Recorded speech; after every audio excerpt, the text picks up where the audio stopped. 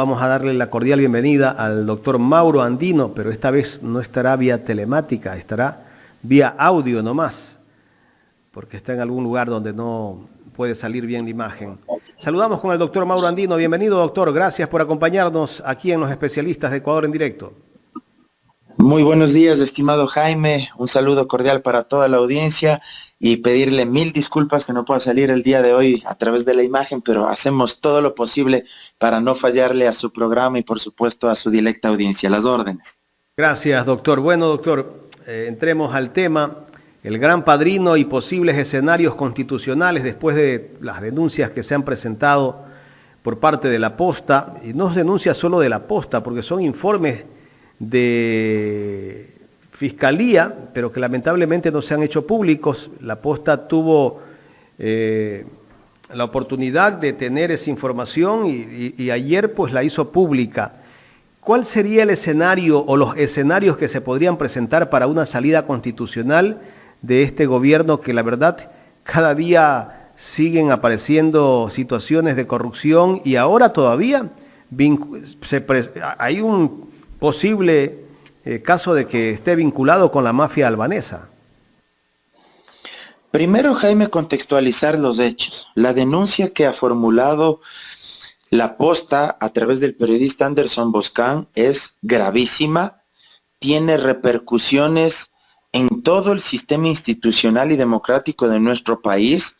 Ya somos noticia internacional porque da la casualidad que la denuncia tiene como sustento dos elementos que son indiscutibles, dos hechos, dos cuestiones fácticas que no pueden desaparecer. La primera, un informe de la Dirección General de Inteligencia de la Policía Nacional, de la DGI, donde se demuestra que se hacían seguimientos, se investigaba al cuñado del presidente Lasso, al señor Danilo Carrera, y a su mejor amigo y socio Rubén Cherres, por tener presuntamente vínculos con el narcotráfico y por también tener vínculos con varias instituciones, empresas públicas, con el Estado, con el Ejecutivo. ¿A través de qué? A través del cabildeo, del lobby, ejecutando tráfico de influencias, influyendo en la designación de las altas esferas y cúpulas del sector público. Este informe de la Dirección General de Inteligencia de la Policía Nacional, que a su vez establece que podrían tener nexos con líderes o con actores de la mafia albanesa, estamos hablando ya de ligas mayores, por llamarlo de alguna manera, porque estamos hablando de narcotráfico, ha servido a su vez para que en su momento la Fiscalía abra una investigación previa y a través de esta investigación previa justamente se recaben elementos, indicios que en su momento pudieron haber servido para avanzar hacia la etapa procesal penal y llegar a dictarse una instrucción fiscal e incluso, ¿por qué no?, llegar a dictar un auto de llamamiento a juicio.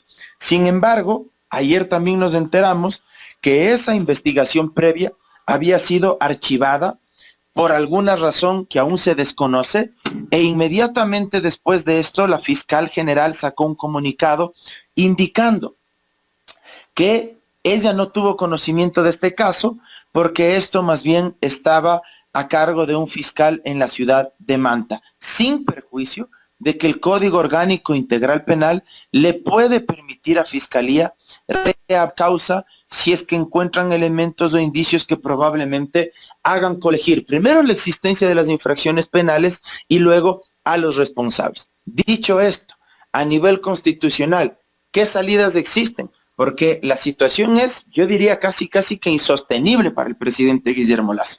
¿Qué salidas existen? Por un lado, que la muerte cruzada pueda ser activada desde la propia Asamblea Nacional, la destitución del presidente de la República y que se convoquen elecciones generales anticipadas. De otro lado, que sea el propio presidente de la República quien active la muerte cruzada, disuelva la Asamblea Nacional y se convoquen también elecciones generales anticipadas. Un tercer escenario, que la Asamblea Nacional no vaya por la vía de la muerte cruzada, sino más bien por la vía del juicio político, invocando alguna de las causales del artículo 129 de la Constitución, se destituye al presidente, asuma el vicepresidente Borrero por el resto del periodo que falta por cumplirse. Y otro escenario, que sería tal vez el más loable, pero creo que es el menos probable, que el propio presidente de la República renuncie para que asuma el vicepresidente y complete el periodo por lo que falta o por lo que resta hasta el año 2025. Doctor, pero yo no creo que el presidente de la República vaya a renunciar y tampoco creo que vaya a llamar a muerte cruzada. La Asamblea, ¿de qué manera puede activar? La muerte cruzada ya no la puede activar la Asamblea porque ya agotó ese recurso. Ahí discrepo, Jaime, en relación a varios criterios de distinguidos colegas a quienes valoro mucho, pero no coincido. De hecho, existen también otros profesionales del derecho, y le menciono a alguien que no es pues precisamente de izquierda ni es progresista, y me refiero al doctor Rafael Ollarte. Él en varias ocasiones ha señalado que la muerte cruzada desde la Asamblea Nacional sí puede volver a ser activada. Y yo coincido con este criterio por los siguientes argumentos. La muerte cruzada efectivamente solo se lo puede activar o aplastar ese botoncito, si usted quiere llamarle de esta manera, durante una sola vez, por una sola vez, durante los 3 primeros años del periodo legislativo. Pero este cartucho, esta bala, si usted quiere, la pierde cuando la materializa, cuando se agota. Y la muerte cruzada no se consumó en junio del año pasado, apenas fue un mero intento. Imagínese usted lo que significaría que solo por intentar activar la muerte cruzada usted ya pierda esa posibilidad. Significaría entonces que el presidente de la República, cuando alguna vez le dijo al periodista Carlos Vera que él ya tenía listo el decreto ejecutivo para disolver la Asamblea, a alguien se le ocurriría decir entonces, bajo ese argumento, que como él ya intentó disolver la Asamblea, entonces también ya perdió la posibilidad de disolverla por una sola vez durante los 3 primeros años de su mandato de gobierno. Eso sería un absurdo. Entonces, la capacidad, la potestad de destitución solo se agota cuando ésta llega a materializarse. Si uno quiere resolver esta cuestión, tendría que recurrir, entre otras cosas, a las actas constituyentes para analizar justamente cuál fue el espíritu de los constituyentes de Montecristi, saber cuál era el objetivo y aclarar esta cuestión que sin duda será objeto de debate. Tampoco es que yo digo que tengo aquí la verdad absoluta sobre este tema, pero me parece que hay argumentos de lado y lado. No obstante de aquello, el tema de la muerte cruzada podría ser activada desde la Asamblea aplicando la causal número 2 del artículo 130, grave crisis política y conmoción interna. En el caso del presidente de la República, podría activar por la misma causal, grave crisis política y conmoción interna, o por esta otra cuestión relacionada por la obstrucción sistemática, injustificada, reiterada de la ejecución del Plan Nacional de Desarrollo, que podría ser otra de las opciones que tendría el presidente de la República. Yo no estaría tan seguro de algo que usted mencionaba, Jaime, que él no se atreva a lo de la muerte cruzada. Creo que estamos enfrente de un gobierno cada vez más autoritario. No se sorprenda usted que él sea el que active la muerte cruzada, a pesar de que sabe que no tiene apoyo popular, a pesar de que en términos de legitimidad democrática poco más es un muerto en vida y está conectado a un respirador artificial, pero a pesar de eso, créame que las prácticas de él son cada vez más autoritarias y es probable que alguien le esté cantando a la oreja diciéndole que con la muerte cruzada, si es que él disuelve la Asamblea, él va a tener 6 meses para poder hacer lo que le venga en gana y que esos 6 meses le van a servir para de alguna manera legitimarse y salir al menos con un poco de dignidad, dejar a un sucesor tal vez de otra fuerza política, pero que tenga la misma corriente ideológica de él. Tal vez esa sea una hipótesis que ellos manejen, o la otra, que alguien le haga creer que durante esos meses, ejecutando determinadas políticas, va a tener cierto capital social que le permitiría competir nuevamente por la presidencia.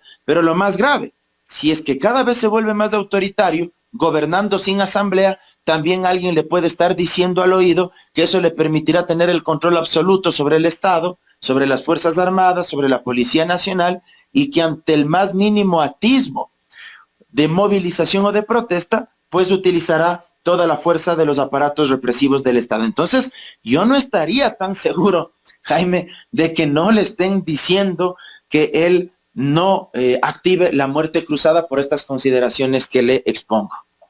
Pero cada vez lo vemos más cerca de las Fuerzas Armadas, lo vemos que pasa en los cuarteles. Ayer estuvo condecorando a militares. Lo vemos casi que ya mismo es un policía o un militar, porque incluso ahora usa gorras, usa chompas de los militares, como que él está casi que más cercano a las Fuerzas Armadas. ¿Será porque se siente que no tiene el respaldo popular y tal vez refugiarse en los cuarteles sería la opción y desde allí tal vez poder seguir gobernando? Por eso le decía yo, Jaime, hace un momento que cada vez veo un presidente más autoritario, porque incluso a nivel simbólico, usted pudo observar el día de ayer que fue sujeto de una condecoración por parte de la Casa Militar, al igual que el vicepresidente Borrero. Condecorados, no sé por qué, pero condecorados al fin y al cabo. Entonces, eso le refleja que tienen una cercanía muy profunda, una imbrincación casi que absoluta con los aparatos represivos del Estado y que esta es la maquinaria que les permite sostenerse hasta los actuales momentos. En realidad toda la cúpula militar y la cúpula de la policía está de acuerdo con este gobierno, porque recuerde que en la época de el propio Gutiérrez, el propio Maguad, ¿cómo se tuvieron que ir del poder? Efectivamente, pero la historia a veces no necesariamente nos demuestra que siempre se corrijan esos errores. Lamentablemente se vuelven a repetir muchos hechos. Hoy estamos siendo testigos nuevamente de la incidencia de varios de estos actores que ya en el pasado fracasaron. Yo voy a llegar a la conclusión de que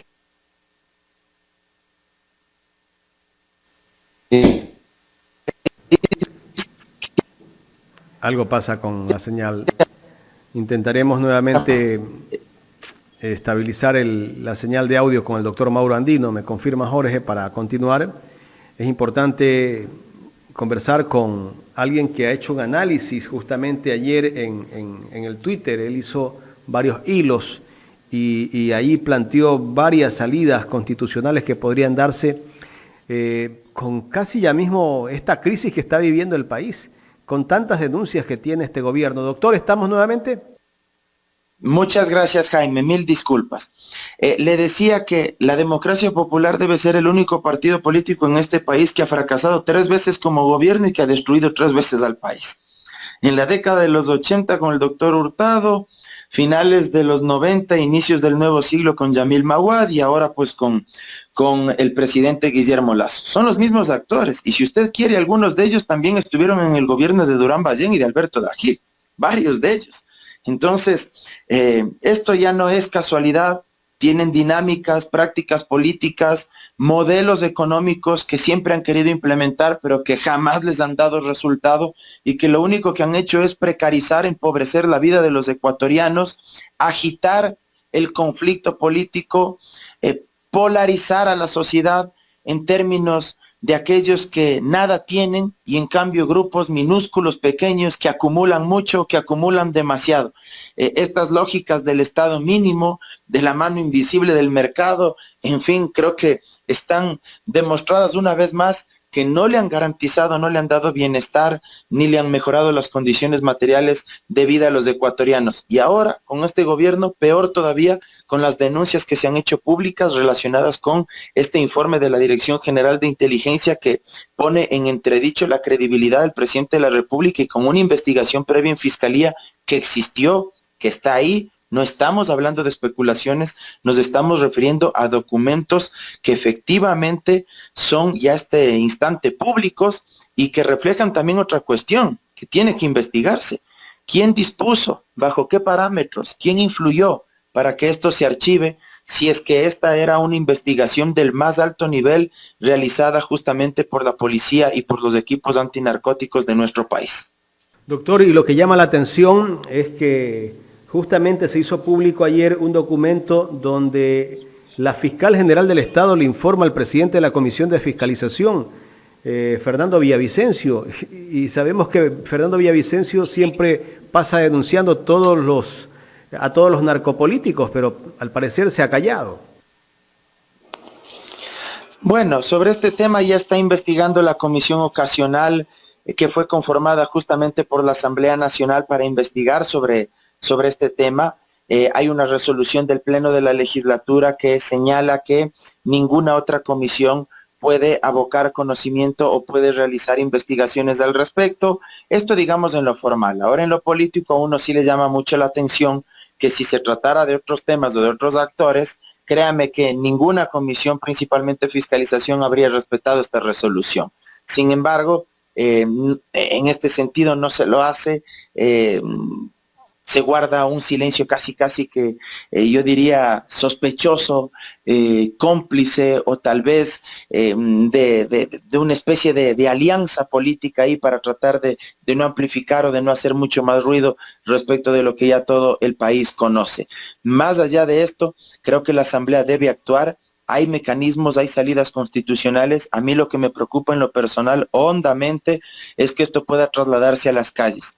Si es que el gobierno nacional no cambia, si es que el presidente Lasso no hace un mea culpa, si es que no tiene la sensibilidad para responderle al país sobre estos gravísimos hechos denunciados, creo que el conflicto una vez más puede exteriorizarse al espacio público. Nadie quiere violencia, nadie quiere este tipo de inconvenientes, pero a eso nos estamos exponiendo. Claro, y llama la atención de un gobierno que acusó al pueblo ecuatoriano de narcodelincuentes, de antipatria y tantas cosas que le ha dicho al pueblo, ha insultado al pueblo, que los que no estaban con su consulta mañosa eran delincuentes y antipatria. Resulta que ahora entendemos por qué lo decía. Mi padre decía, cada ladrón juzga por su condición.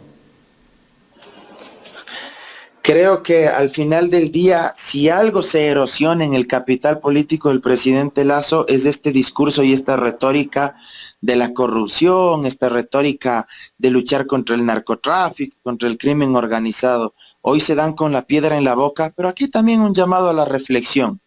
Y que no se piense que soy tibio al respecto, pero voy a mencionar algo.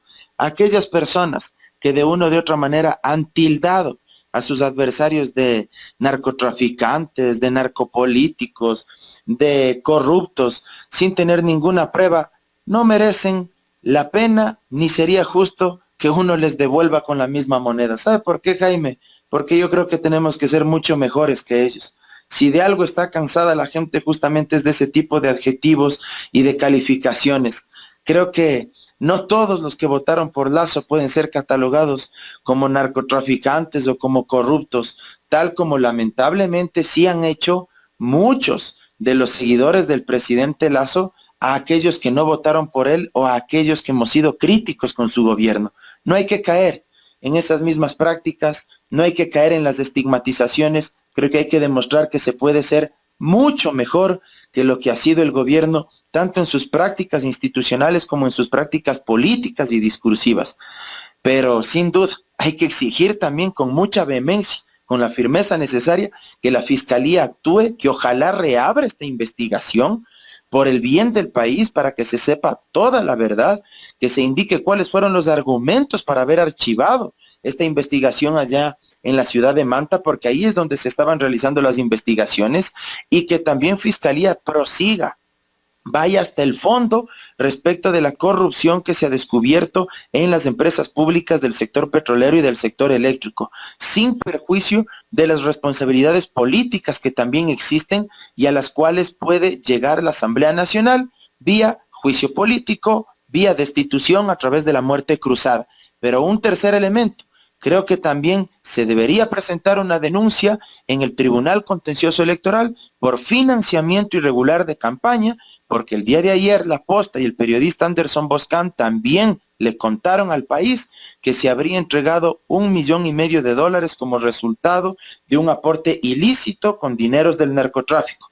Ahí el artículo 281, 282, 283 y 284 del Código de la Democracia son absolutamente claros.